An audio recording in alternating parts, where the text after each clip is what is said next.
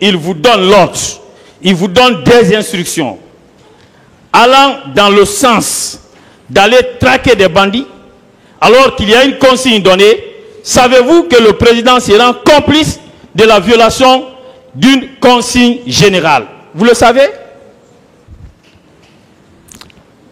C'est le président qui commande. S'il me donne l'ordre, je ne peux pas rester assis. Je dois accomplir ma mission. Voilà. Et je vous apprends que dans ces conditions, le président s'est rendu coupable de la complicité de violation d'une consigne générale. Et je vous dis que c'est une infraction qui était prévue à l'article 101 du Code pénal, du 31 décembre 1998. Et je vous donne lecture des dispositions de l'article 101 du Code pénal. Et en tant que militaire, je crois que vous devez savoir que la violation d'une consigne est une infraction. Est puni de 2 à 6 mois d'emprisonnement tout militaire qui viole une consigne générale. Vous voyez ça? Donc, un président de la République peut s'associer à vous pour violer les lois de la République, pour lesquelles il prête serment avant d'entrer en fonction, pour le respect desquels il prête serment avant d'entrer en fonction. Des questions. Oui? Je veux savoir. Oui? Non. Alors, est-ce que dans ces conditions, c'est que vous dites vos déclarations selon lesquelles le président vous aurait donné l'ordre d'aller exécuter une telle mission, est-ce que ces déclarations tiennent la route parce que vous êtes en train de prendre le président pour complice de vos agissements? Oui? Oui, mais s'il ne m'avait pas donné les ordres, je ne peux pas aller comme ça sur ma tête. Je continue, puisque vous ne voulez pas répondre. Mais dites-moi, pourquoi vous contredisez dans vos 2 procès-verbaux? Tantôt, vous déclarez, d'ailleurs dans le premier procès-verbal, que vous avez été interpellé par un citoyen qui vous aurait informé que des militaires sont en train de tirer sur les paisibles populations au stade du 28 septembre. Et qu'immédiatement, vous êtes rendu au camp pour en informer le président. Ça, c'est votre première déclaration qui est consignée dans le procès verbal dressé devant la gendarmerie. Mais c'est encore vous qui déclarez cette fois-ci, dans le procès verbal dressé devant les magistrats instructeurs, et que c'est au sortir de votre compte rendu fait au président Dadis que vous auriez été informé par certains militaires, cette fois-ci vous ne parlez pas des citoyens, par certains militaires que d'autres sont allés tirer sur la population au stade du 28 septembre et que vous serez revenu sur vos pas pour demander au président Dadis quel était le groupe qui a eu à opérer ainsi. Pourquoi cette différence, cette variation dans vos déclarations faites devant les autorités judiciaires, mon colonel? Pourquoi? Question? Oui, mais je demande pourquoi vos variations là. Tantôt, c'est un citoyen qui vous aurait informé. Et puis, pendant que vous reveniez, voilà. Après, tantôt, ce sont des militaires qui vous auraient... Pourquoi ces variations? Pourquoi ces variations? Pourquoi?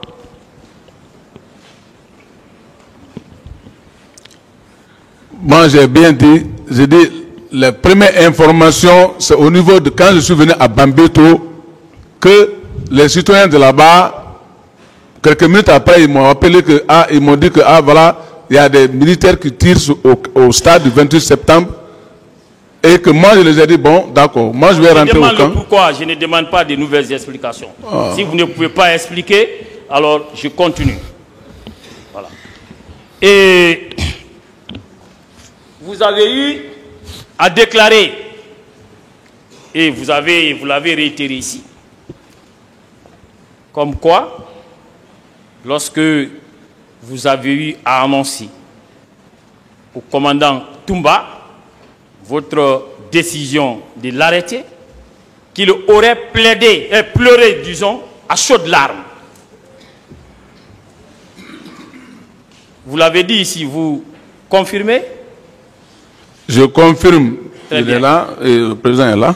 Est-ce que vous savez que dans vos mêmes déclarations, contenues dans le procès verbal dressé devant la gendarmerie, vous avez encore affirmé que lorsque vous avez pris cette décision, que M.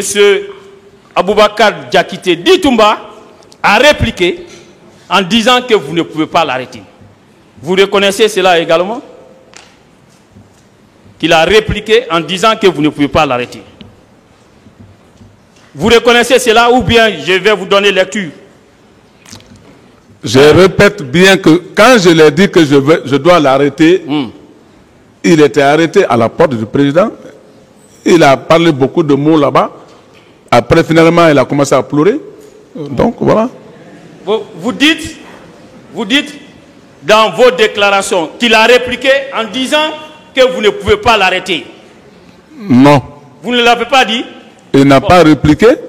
Eh bien, mon cher, je vous donne lecture puisque vous ne faites que vous contredire. Je vous donne lecture de vos déclarations avec la permission, bien entendu, de Monsieur le Président. À la page 2, paragraphe 2, vous avez dit ceci. Parce qu'il était allé gâter le travail de Thieboro et ses hommes qui étaient qui étaient désignés pour le maintien d'ordre au stade, sur le coup, Toumba a répliqué en disant que je ne peux pas l'arrêter. C'est vous qui le dites. C'est écrit noir sur blanc dans vos déclarations faites devant la gendarmerie.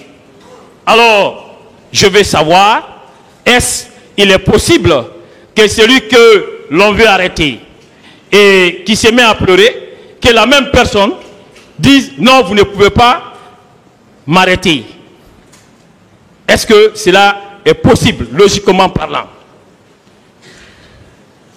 Si les témoins sont là, ils vont mieux expliquer par rapport à moi. Je vous ai bien dit qu'il a parlé beaucoup de mots avant de pleurer. Mon cher, n'est-ce pas, vous êtes en train de vous contredire.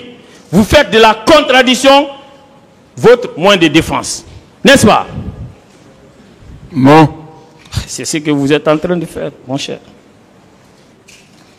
Alors, reconnaissez-vous que dans vos déclarations faites devant la gendarmerie, par 2 fois au moins, lorsque vous avez annoncé votre décision d'arrêter M.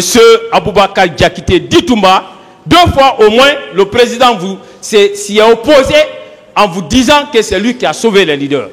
Vous le reconnaissez? Je ne reconnais pas ça.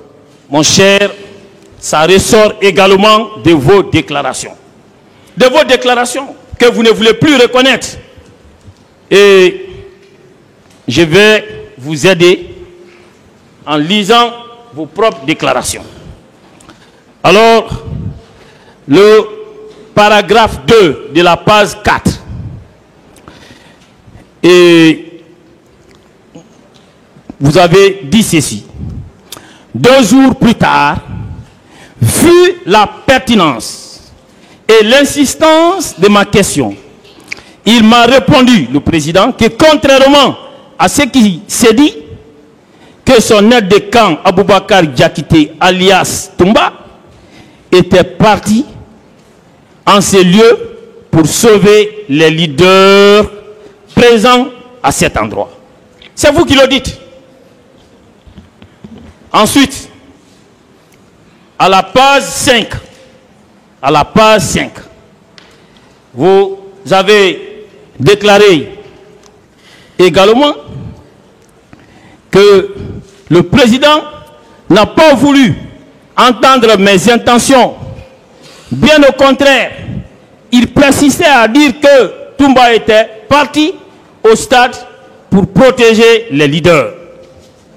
2 fois, vous avez eu à dire librement vous-même que le président s'était opposé à l'arrestation de Toumba parce qu'il s'était tout simplement rendu au stade pour sauver les leaders. Pourquoi vous ne voulez pas reconnaître ça aujourd'hui? Pourquoi? Quelle est la haine viscérale qui vous anime à cet instant précis pour ne pas reconnaître vos déclarations?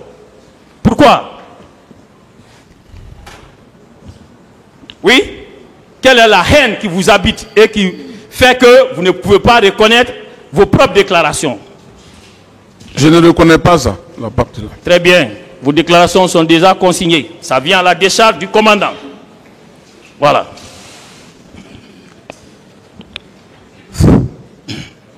Et saviez-vous, mon colonel, que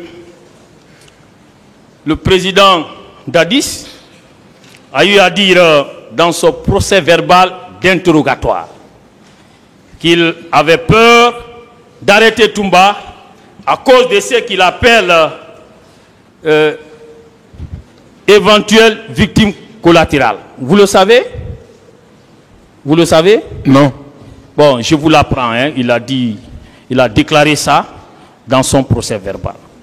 Et vous-même, à la page 7 de votre procès verbal d'interrogatoire, procès verbal dressé devant les magistrats instructeurs, vous avez dit également que vous n'avez pas pu l'arrêter parce qu'il fallait éviter un autre bain de sang. Vous le reconnaissez? Vous le reconnaissez? Non.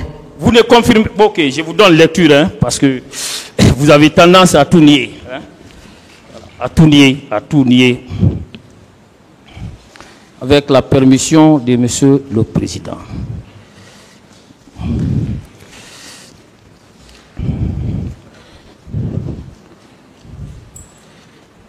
Voilà.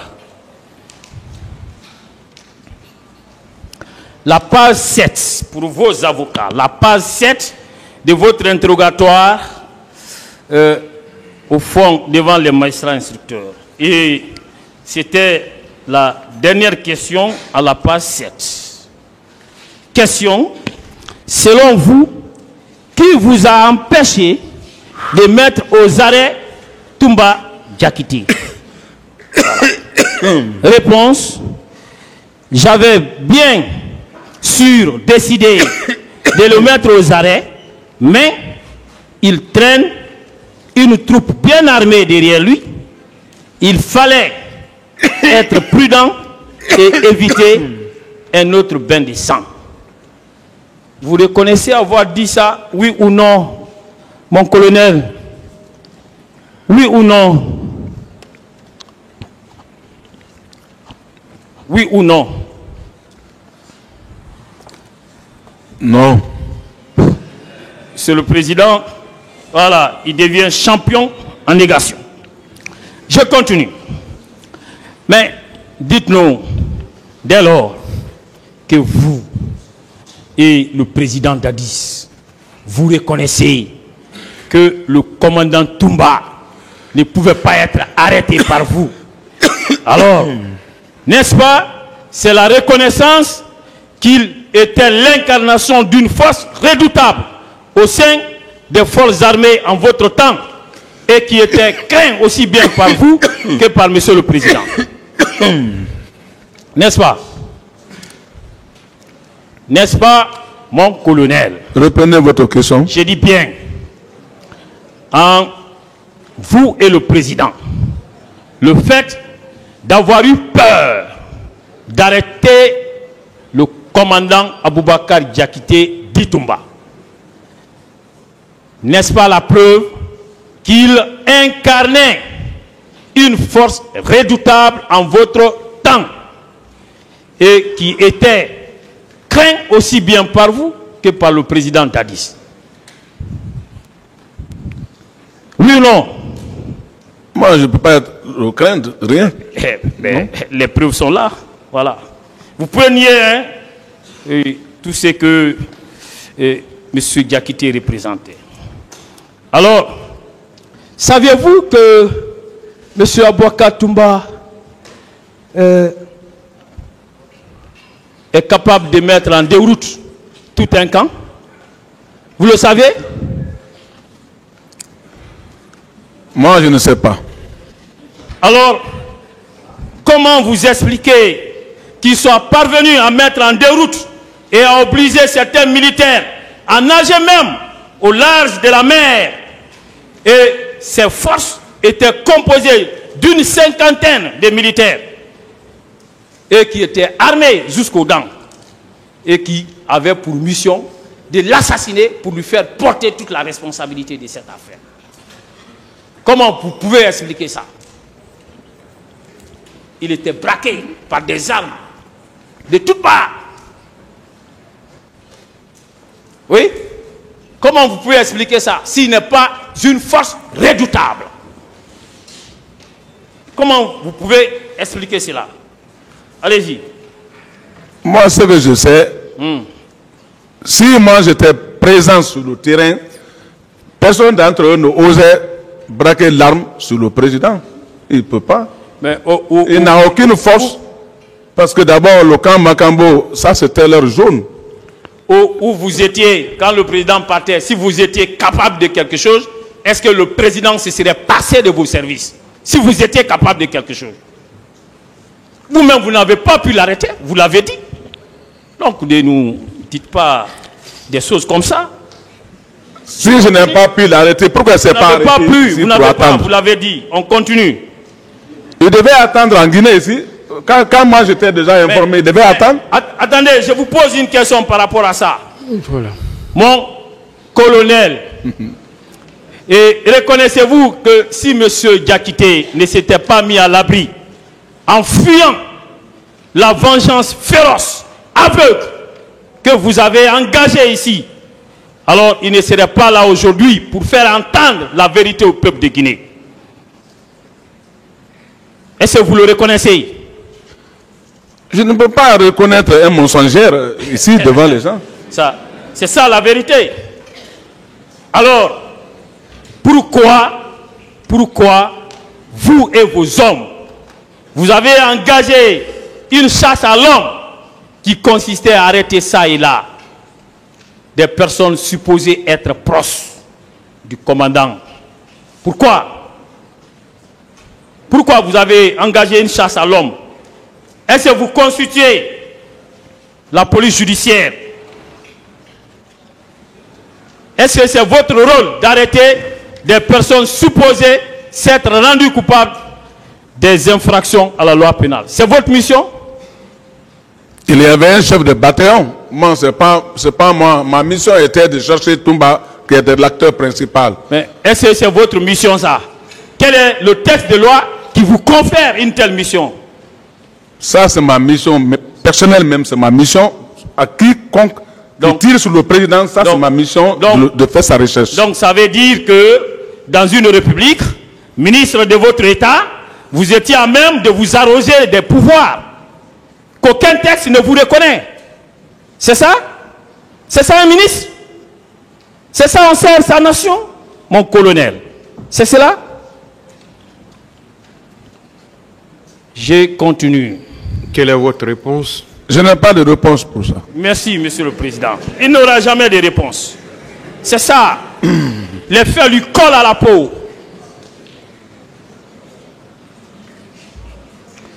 Et par deux fois également, dans vos déclarations faites devant la gendarmerie, vous avez eu à déclarer que M.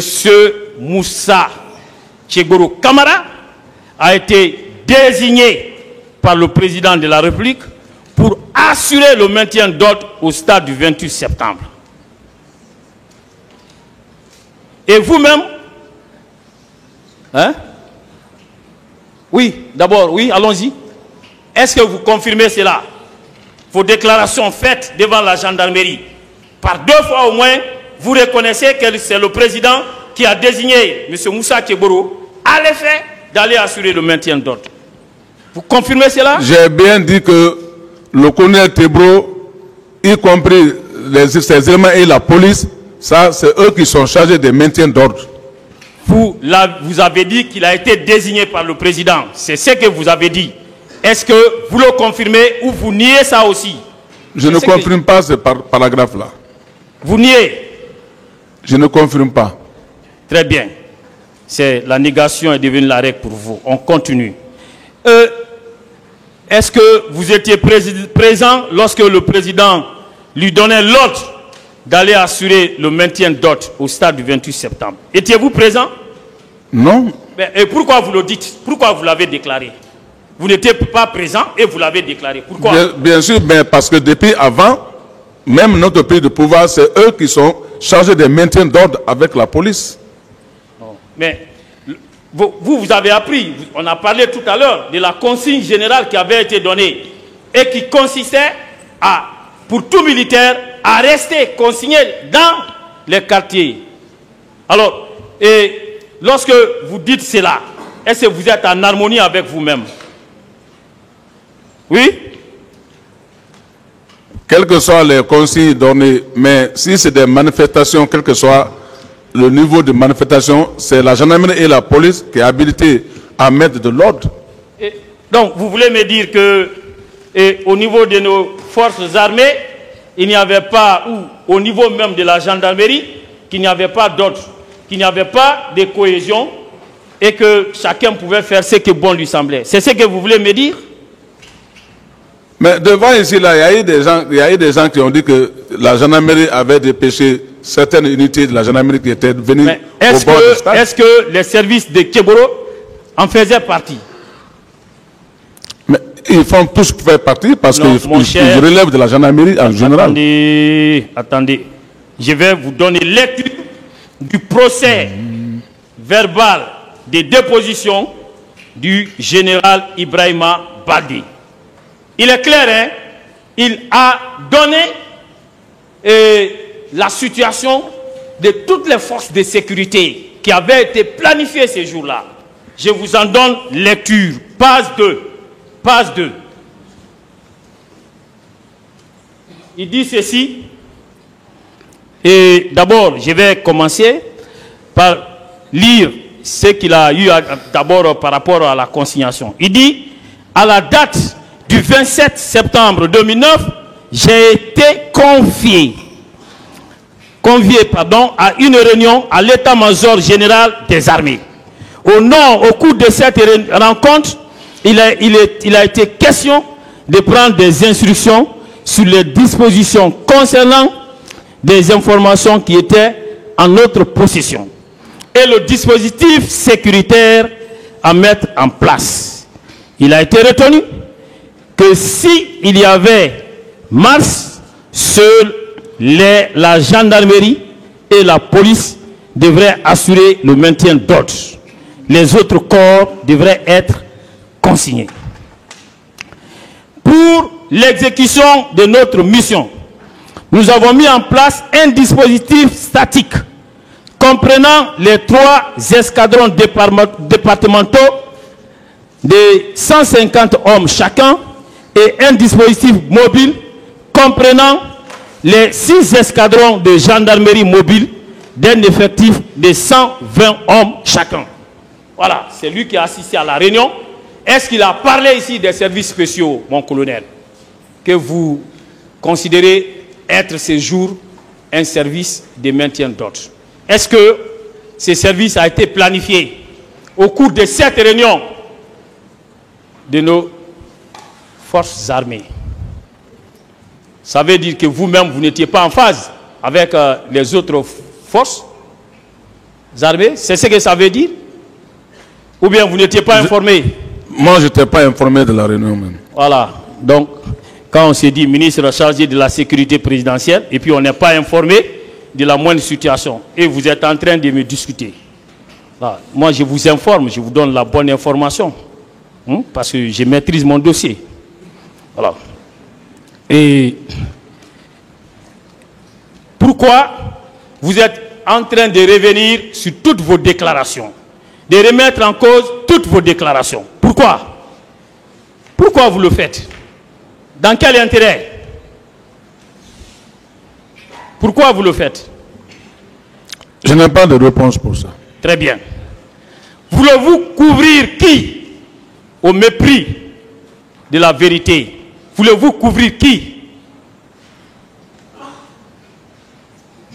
Vous n'avez pas de réponse non plus? Non. Très bien. Parlons à présent du régiment commando. Le régiment commando. Alors, et qui était le commandant du régiment commando? Qui était le commandant du régiment commando? Depuis le début de mouvement ou quoi? Non. Qui était le commandant? Moi, on ne me pose pas de questions, on répond. Le commandant du régiment au départ, comme j'avais toujours dit, c'était le commandant Aïdor, paix à son âme, et le commandant Sa Alphonse Touré. Mais après avoir pris ces éléments-là par le commandant Toumba, les mettre en prison à Kassa, arbitrairement. Donc celui maintenant qui a pris le mouvement du régiment en main. Est-ce que vous êtes sûr de ce que vous affirmez, que c'est mon commandant Aboubakar Diakité Ditumba qui était le commandant de ce régiment? Vous maintenez cette déclaration? Je maintiens cette déclaration. Et une question vous a été posée tout à l'heure. Je reviens sur cette question. Et pour occuper ces postes, quel est le grade qu'il fallait avoir?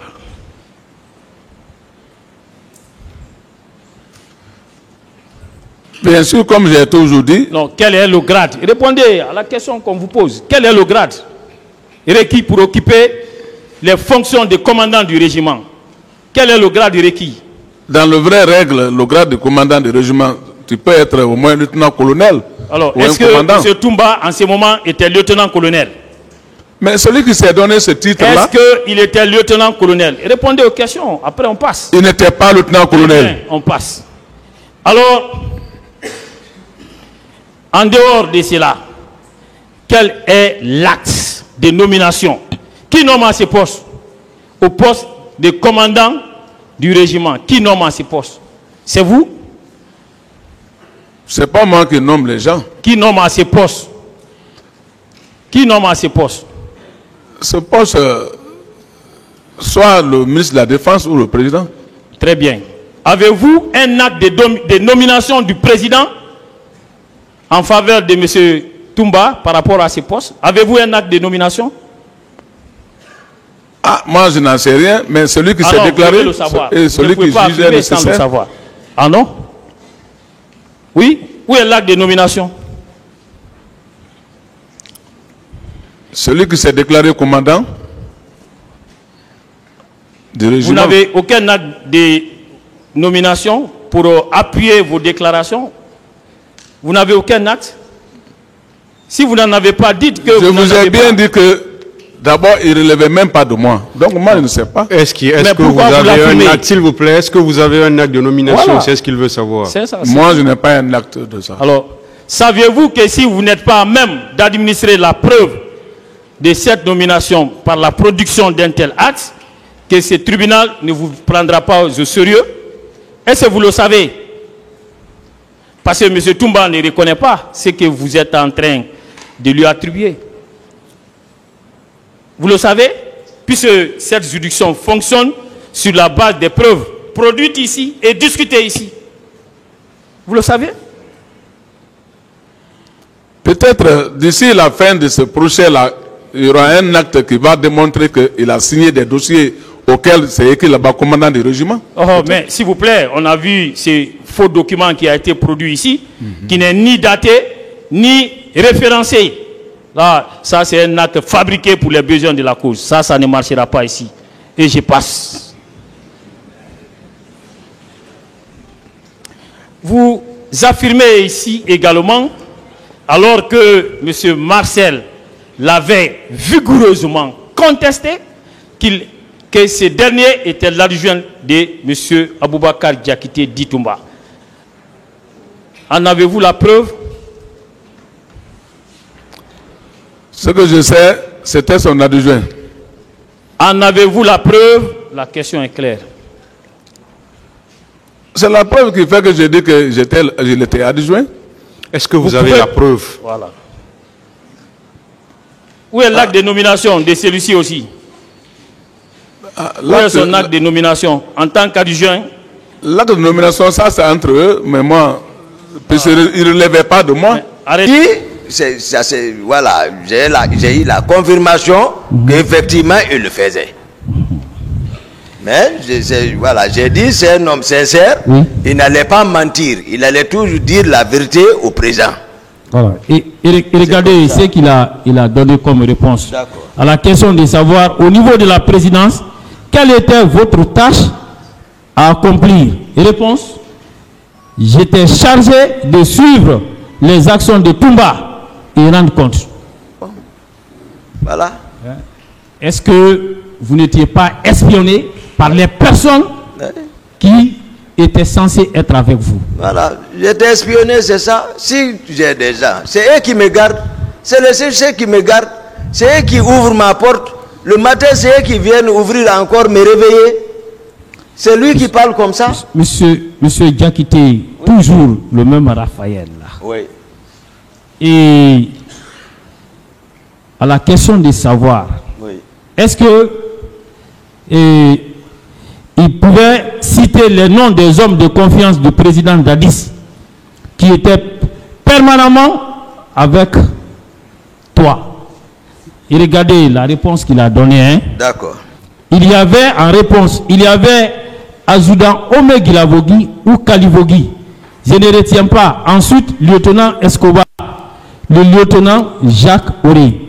Vous voyez, sur cette lieutenant Jacques Auré. Auré, voilà. Et vous voyez, sur cette liste, il n'y a pas votre nom. Est-ce que cela ne veut pas dire que vous ne faisiez pas partie des hommes de confiance du président? C'est ça, s'il me fait espionner, ça veut dire, voici les secrets. Moi, je ne mens pas sur quelqu'un. Non, et je suis toujours sincère. Quand je suis avec quelqu'un, je suis comme ça. Je mets Dieu entre moi et l'intéressé, c'est tout. Voilà. Je ne mentirai pas sur lui. Ok. Et vous savez, quand vous faites des déclarations, vous insistez. Oui. Vous dites toujours, j'ai dit la vérité. Oui. Je vais lire un passage D'accord. des déclarations faites par M. C.C. Raphaël. D'accord. Même s'il vous espionnait, Oui. mais il a confirmé certaines de vos déclarations ici. D'accord. Voilà. À la question de savoir, quelle est question le 28 septembre 2009, quels sont ceux qui étaient avec lui? Réponse: je ne peux pas vous dire exactement les hommes qui suivaient Toumba le 28 septembre, car ces jours que je suis venu de l'abbé au petit matin et par la suite j'ai bénéficié d'un repos de mon chef Toumba. Arrivé à la maison, j'ai trouvé que ma femme, qui était en état de famille avancée, souffrait de douleurs abdominales. Alors, vous avez dit ça ici, que vous l'avez libéré parce que sa femme était en état de famille. Vous l'avez dit, il le confirme. N'est-ce pas la preuve que vous dites la vérité? C'est la vérité. Tous les procès-verbaux là, je n'ai jamais lu ça. Même état à la maison centrale, je n'ai pas lu. Merci. Et non. Par rapport au nombre de personnes et qui étaient déployées, alors il y a une question qui a été posée à monsieur Marcel Guilavogui. Vous avez son procès verbal d'interrogatoire. D'accord. Voilà. Et à cette question, la question consistait en ceci: cette garde rapprochée était composée de combien d'hommes? Environ 120 hommes. Question, ces 120 hommes étaient commandés par qui? Réponse, par le président Dadis lui-même. N'est-ce pas encore une confirmation de vos déclarations? N'est-ce pas encore une confirmation? C'est ça, commandant? C'est ça. Je continue. Il y a une autre question qu'on lui pose par rapport à 120, à ces 120 hommes. Alors, et comment est-ce que ces 120 hommes étaient déployés? Oui. Voilà. Et il dit, les 120 hommes étaient divisés en combien de groupes? Ça, c'est la question. Il répond, 3 à 4 groupes selon les circonstances. N'est-ce pas ce que vous avez dit ici? Oui. Alors,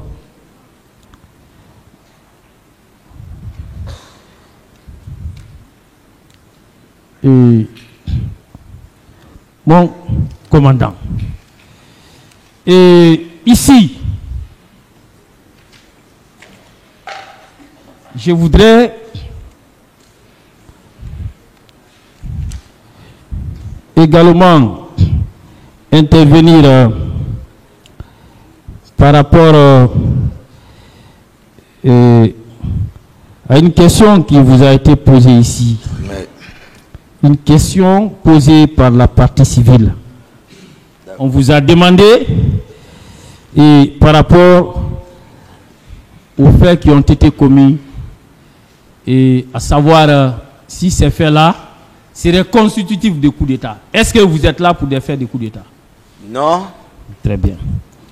Il y a également eu des questions qui vous ont été posées, et alors que vous avez suivi des débats avec le tribunal, oui, relativement aux faits de crimes contre l'humanité. Alors, Monsieur le Président a dit que au moment venu, si la question de qualification se posait, alors que le tribunal répondra. Oui. Mais il se trouve que, par rapport à ces faits, des questions vous ont été posées. Oui. Voilà, malgré notre opposition. Oui. Est-ce que vous êtes là pour des faits de crimes contre l'humanité? Non. Merci bien.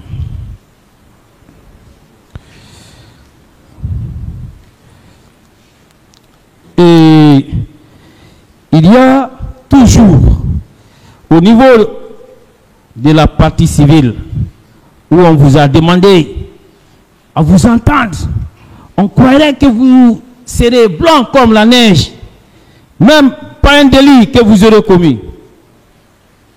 C'est ceux-là qui vous poursuivent, qui s'expriment en ces termes. N'est-ce pas la preuve que ces derniers sont en difficulté? N'est-ce pas la preuve? C'est la preuve qu'ils sont en difficulté. C'est ça? Très bien. Et on va jusqu'à vous demander qu'il y aurait eu des actes de torture tout près au camp. Est-ce que vous en étiez informé? Non. Est-ce que vous êtes là pour vous accuser? Je ne suis pas là, je suis là pour me défendre. Ceux qui vous accusent, n'est-ce pas, c'est à eux là d'en apporter la preuve. Tout à fait. Très bien.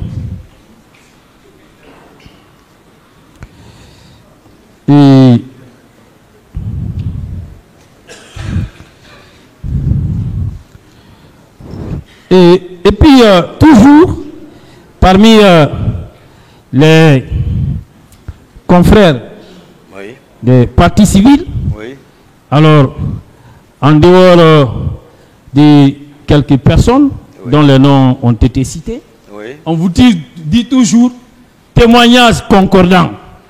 On ne nous donne pas la liste des témoins qui auraient fait des témoignages concordants. Est-ce que, en procédant comme ça, vos avocats peuvent savoir quels sont les témoins qui vous accusent? Non. N'est-ce pas là encore une preuve que de l'autre côté, ils sont en difficulté? Ils sont en difficulté, je sens. Très bien. Alors, et toujours, on vous pose des questions. On vous dit que vous aurez donné des instructions à des bérets rouges. Oui. On vous a donné le nom d'un béret rouge à qui vous aurez donné des instructions? Non. Non. On vous a donné les termes dans lesquels vous avez donné des instructions? Non, je ne dois même pas répondre ça. Mais est-ce qu'on vous a donné les termes pour dire, par exemple, que vous aurez dit faire ceci, faire cela, en termes d'instructions? Non. Très bien. Et puis, on continue. On vous dit, alors, qu'il existerait une victime qui aurait soutenu que vous étiez à côté des Bégrés pendant qu'on la faisait violer. Est-ce que vous, les circonstances, on a eu à décrire ça tout à l'heure, dans lesquelles vous vous êtes trouvé au stade, vous étiez à même d'être au courant des situations comme ça? Être au même moment. Oui, pendant que vous étiez aux manœuvres pour sauver les leaders. Tout. C'est impossible. Voilà. Alors, j'ai continué. Et alors, ils ont eu à parler d'un certain Ousmane Sidibé, qui serait victime. Et on attend qu'il vienne ici. Qui serait victime et qui aurait déclaré qu'il vous a vu en train, votre groupe, et que vous étiez masqué. Moi-même, c'est ici, j'apprends ça. Qu'il y avait des personnes masquées. Alors, est-ce que M. Diakité, en dehors des groupes de 3 à 4 personnes avec lesquels vous sortez, est-ce que une fois, vous-même ou un quelconque membre de ceux qui sortaient avec vous étaient masqués? Non, nous à notre époque, non, il n'y avait pas ça. Monsieur Diakité, on nous dit encore qu'il y a une victime du nom de Madame Diallo Djalimatou qui aurait été victime. Et alors, et que vous aurez dit pendant que François Lucien Fall était là, que vous aurez demandé à vos hommes de s'occuper d'elle. Voilà. C'est une contre-vérité. Est-ce qu'il n'y a pas de la contre-vérité? C'est la contre-vérité. François Lucien Fall que vous avez sauvé. On dit que pendant que celui-ci était là, vous aurez demandé à ce que des hommes s'occupent. Est-ce qu'ils ne sont pas en train de faire une confusion? Ça, c'est la confusion. Ils n'ont qu'à chercher cette personne-là. En tout cas, ce n'est pas Toumba. Voilà. Vraiment. Monsieur Diakité. Oui, maître. Et il se trouve également que le ministère public a eu à tirer des informations dans un rapport qui aurait été établi par Human Rights. Est-ce que Human Rights est une institution habilitée en République de Guinée de procéder à des investigations? Non, à mon avis, les institutions guinéennes devant lesquelles nous sommes présents, je pense, sont les mieux habilités. Voilà. Et les juges qui ont travaillé également sont les mieux placés pour le faire par rapport à cette institution spécialisée, voilà, qui est décriée partout.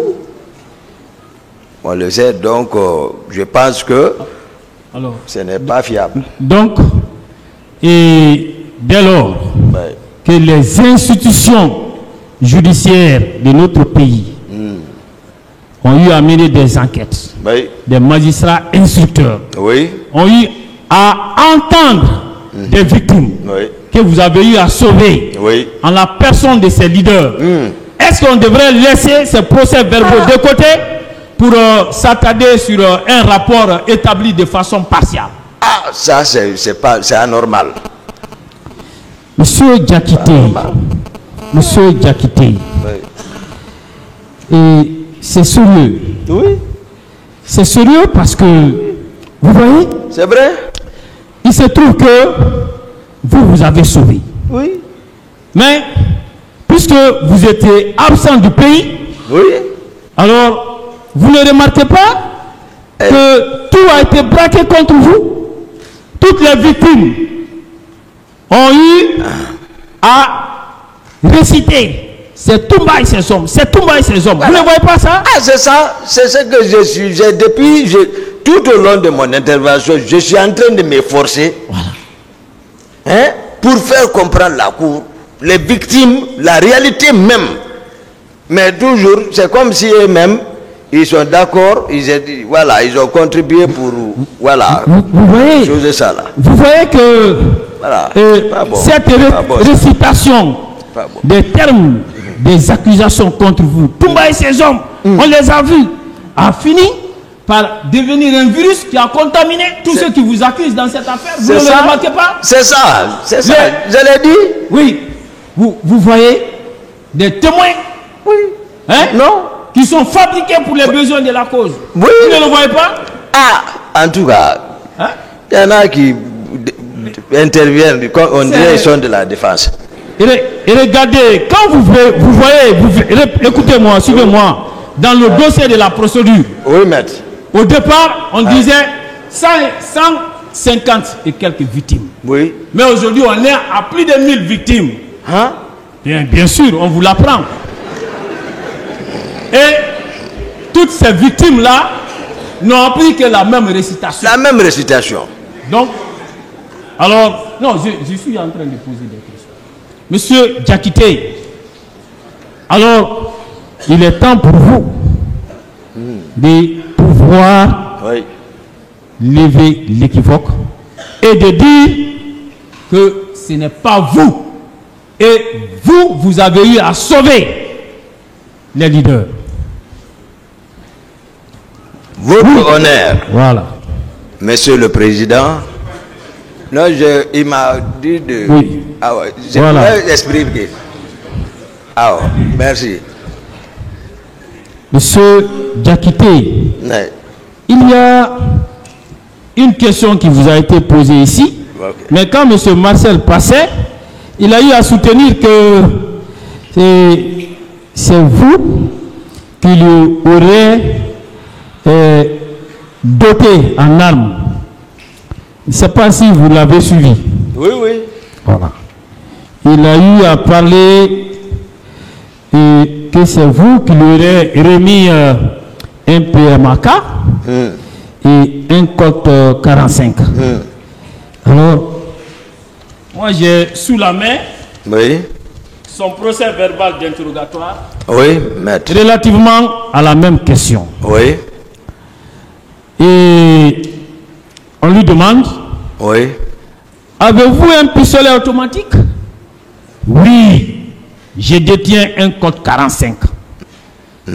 Question encore, est-ce que c'est l'armée qui vous a doté de ce code 45? Réponse, il dit c'est le président de la République et le ministre de la Défense qui m'ont doté de ce code 45. N'est-ce pas? L'équivoque est levé. L'équivoque est levé. Très bien. Marcel ne dira pas la vérité. Il a dit si vous-même vous envoyez un sar, il ne parlera pas. Très bien. Il a dit. Ok. Monsieur Diakité, et il y a un autre problème. Oui, maître. Vous avez sauvé les leaders. Oui. Et ce qui permet d'établir que dans les mêmes circonstances de temps et de lieu, vous ne pouvez pas vous rendre coupable de ces infractions.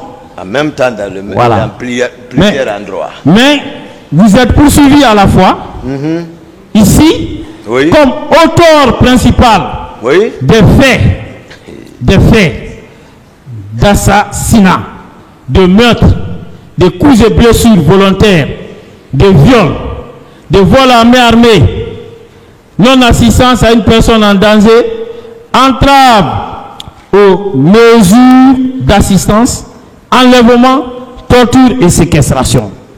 Alors, est-ce qu'il est possible que celui qui assassine soit en même temps celui-là qui aurait donné l'ordre à quelqu'un d'autre qui devrait assassiner?